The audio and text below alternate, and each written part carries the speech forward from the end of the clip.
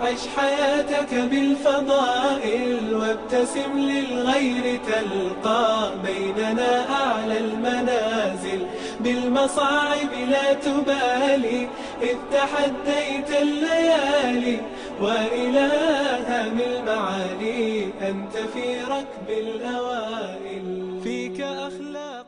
صباح السعادة، صباح الأمل، صباح كل شيء جميل. معاكم ياسمين في برنامج بكرة أحلى. رجعت لكم اليوم في موضوع جديد. موضوع اليوم حيكون عن الصبر. جتني قصة من واحدة من متابعاتي بتقول حاليا هي تمر بمشكلة هي وعائلتها الصغيرة، هي وزوجها وعيالها. تقول بسبب الأوضاع الحالية الموجودة زوجها حاليا متوقف عن العمل، طبعا ما في دخل جاي، ما هو قادر يسوي أي حاجة. طبعا انتوا زي ما انتوا شايفين الوضع طول أكثر، ما في راتب، عيالها ما بيروح المدرسة، هي ما هي قادرة تساعد زوجها، شايفة زوجها حاسس بالعجز بالهم، خايفة عليه. في نفس الوقت هي ما هي قادرة تساعده، ما هي قادرة تغير حاله. في نفس الوقت هي حاسة بإحباط شديد، وحاسة إنه مش قادرة تغير حاجة، وحاسة الوضع إنها إنها هي في دائرة ما هي قادرة تطلع منها. يعني وصل لدرجة إنه إيش؟ إنه إحباط. طيب الكلام هذا موجه لها وموجه لي، موجه لكل شخص قاعد يسمعني حاليا. الصبر سبحان الله يعني فضله كبير عند ربنا. يعني إحنا الأزمة اللي إحنا موجودين فيها عارفة ما هي سهلة، صعبة على الكل، أيًا كان البلد اللي هو فيها، أيًا كان الظرف اللي هو فيه، أكيد صعبة كثير. وسبحان الله يعني أكيد كل ما اشتدت حيجي الفرج بعدها على طول بإذن الله. الله حيرفع عننا البلاء والوباء وحنكون بحال أفضل، وإن شاء الله يا رب الله يكتب لنا الأجر ويجعلنا من الصابرين، لأنه أجرهم عند ربنا كبير. وبعد كل صبر أكيد في يسر، يعني بعد كل عسر في يسر زي ما قال تعالى. آم، أول حاجة خليني أعطيكم تعريف بسيط عن الصبر، اللي هو عدم الشكوى أو السخط أو الجزع. يعني نكون عندنا حسن أدب مع الله في البلاء. يعني ما نقول ليش يا ربي، ليش أنت حطيتني في الموقف ده، ليش أنا، إيش معنى أنا، ليش كل الناس مرتاحة، إيش معنى أنا اللي وضعي كده. لا، المفروض إنه لما نتعرض أيًا كان ابتلاء أيًا كان نوعه، أول حاجة في الصدمة الأولى هي وقتها لما تصبر وتحتسب الأجر عند الله، سبحان الله الأجر هنا بتكون.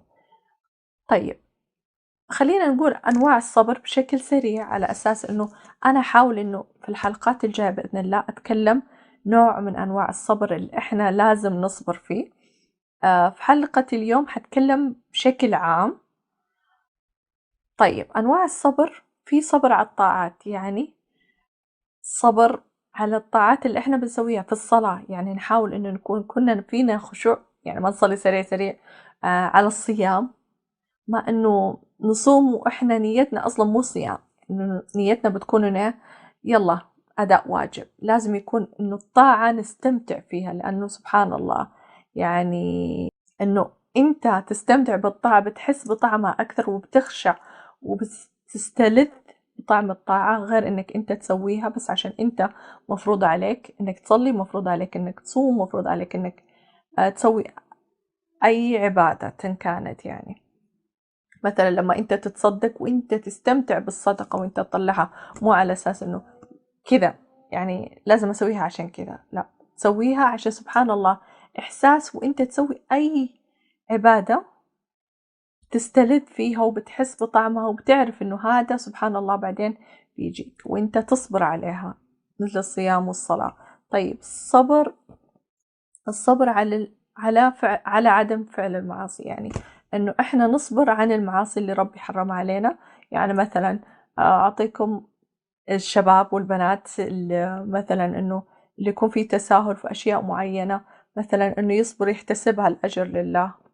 في أشياء في معاصي ربنا ما يحبها إننا نحتسب، وإننا ما نسويها ونحتسب الأجر لله. إنه صبرنا ومنعنا نفسنا عن المعصية هذه، وخاصة في الزمن اللي إحنا موجودين فيه.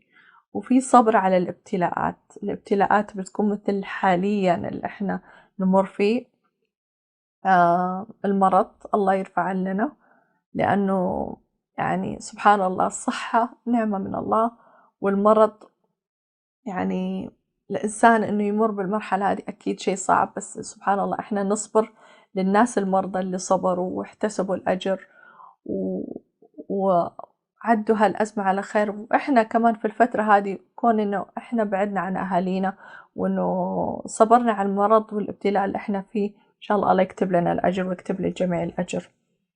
وكمان يكون الصبر على يعني الشخص يكون فقير وإنه ما عنده ماديا، مثل الأخت اللي حكت قصة. يعني إحنا كلنا مثلا إنه لما نكون نفقد وظائفنا أو إنه الدخل اللي يجي مننا ونتحمل ونحرم أنفسنا من أشياء معينة على أساس إنه ما في دخل، إنه الصبر على هذا الشيء، لأنه سبحان الله الله عطانا سنوات طويلة عشنا بنعم وبرخاء يعني، والحمد لله يعني إنه في الفترة هذه إنه نصبر نضغط على نفسنا شوية عشان بإذن الله بالدعاء وذكر ربنا إن شاء الله بإذن الله هذا كل شيء حيروح. طيب الصبر على المرض، أبى أحكي لكم قصة مرة حلوة عجبتني.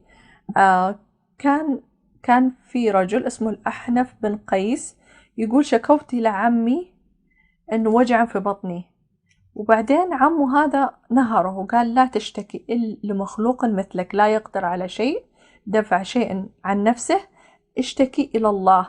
قال يا ابن أخي 40 سنة واحدة من عيني ما بشوف فيها، وعمري ما أخبرت زوجتي ولا أهلي. سبحان الله، يعني الصالحين قصصهم جدا بتخليك تشرح الصدر، غير الأنبياء طبعا صبر أيوب وصبر يوسف وصبر يعقوب. على يعني لما تسمع القصص هذا بيعطيك إنه إيش، إنه دافع إنك أنت تحتسب الأجر وتقول سبحان الله هذول هم الأنبياء اللي أحسن مننا بكثير، إنه كان عندهم ابتلاء وصبر، ما بالكم إحنا إن شاء الله بإذن الله حتفرج علينا.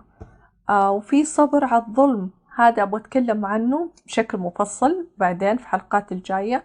إنه شخص يظلمك وإنت بإمكانك أنت ترد الظلم، وإنك أنت تكون شخص سيء وإنك تتعامل معاه بنفس الأسلوب، بس أنت تصبر وتحتسب الأجر لله وتقول يا رب ربي يعني أجرني في مصيبتي، وإنه يا رب خذ لي حقي من هذا الشخص.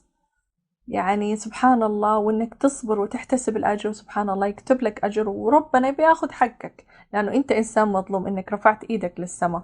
وكمان صبر على فقد الأحبة مثل الموت، لما أحد من أهلك أو عيالك يتوفون لا سمح الله، إن في اللحظة دي إنك تصبر وما تجزع وما في نياح وما في يعني البكاء بشكل عادي بس من صوت وإنك تعترض على قضاء ربنا، هذا يعني يعتبر اعتراض لربي، لأنه هذولا إحنا ربي جابنا على هالدنيا وفي يوم من الأيام كلنا حنروح له بإذن الله.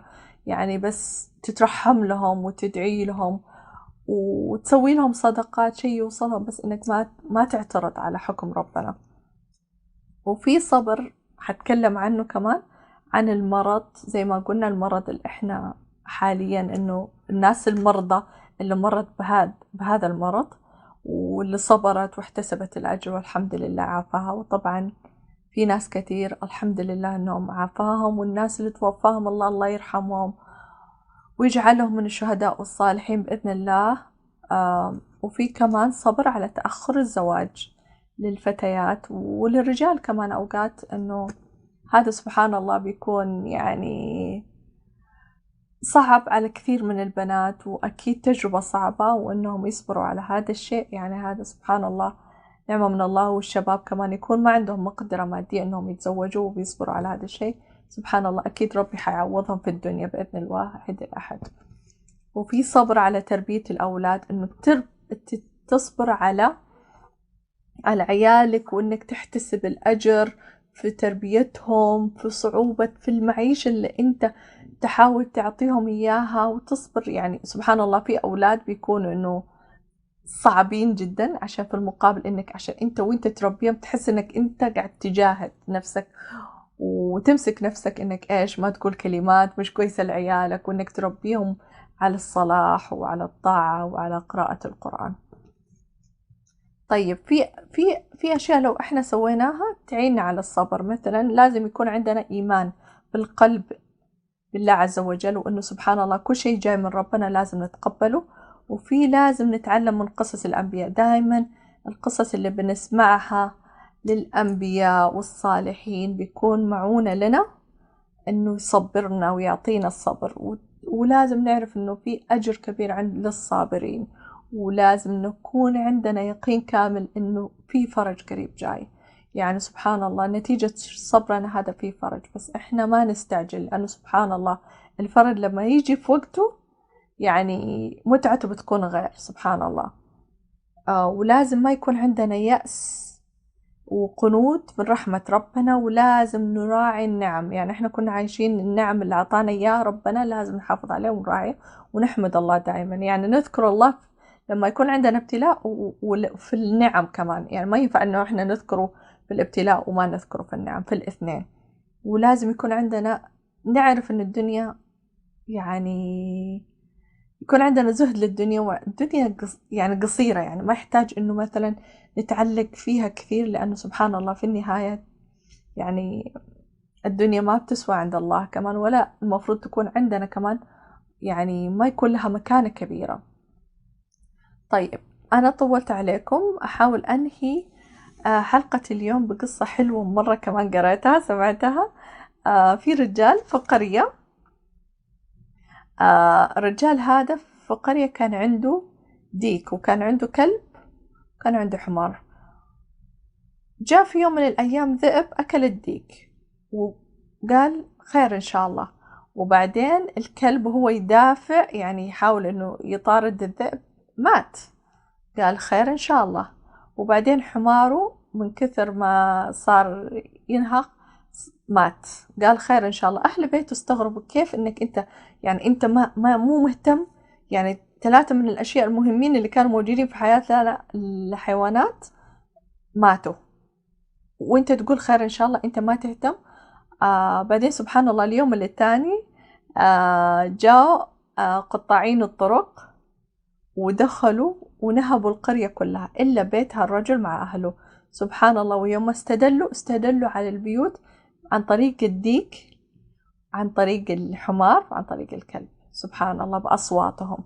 يعني كل ابتلاء ما يجي إلا بعده خير. يعني سبحان الله احنا ما نكون مرينا بالابتلاء هذا إلا عشان يجي وراه خير كثير لنا. دائما نتذكروا إنه كل محنة احنا نمر فيها أكيد جواتها خير. عمر ربنا ما بيكتب لنا إلا الخير سبحانه. تذكروا هذا الشيء، ولازم تعرفوا إنه بكرة أحلى وبعده أحلى وبعد بكرة أحلى، وكل شيء بإذن الواحد الأحد حيكون للأفضل والأحسن للجميع بإذن الله. والسلام عليكم ورحمة الله وبركاته. تلقى بيننا أعلى المنازل بالمصاعب لا تبالي، إذ تحديت الليالي وإلى هام المعالي أنت في ركب الأوائل. فيك أخلاق عظيمة بالمفاهيم السليمة وعلى الأسس القويمة تمضي في كل المراحل. ازرع الخير عليهم واستمع دوما إليهم كي تعش بالحب فيهم ترتقي عرش الفضائل. كن على درب التفاؤل، عش حياتك بالفضائل وابتسم للغير تلقى بيننا أعلى المنازل. بالمصاعب لا تبالي إذ تحديت الليالي وإلى هام المعالي أنت في ركب الأوائل. يا أخي بالله اسمع ارتضي الأقدار واقنع آملا في الناس تزرع، تحصد الخير سنابل تسري في درب الريادة، طامح ترجو الإفادة إن تشأ فيض السعادة، لا تكن بالذكر غافل. كن على درب التفاؤل، عش حياتك بالفضائل، وابتسم للغير تلقى بيننا أعلى المنازل. بالمصاعب لا تبالي إذ تحديت الليالي، وإلى هام المعالي أنت في ركب الأواني.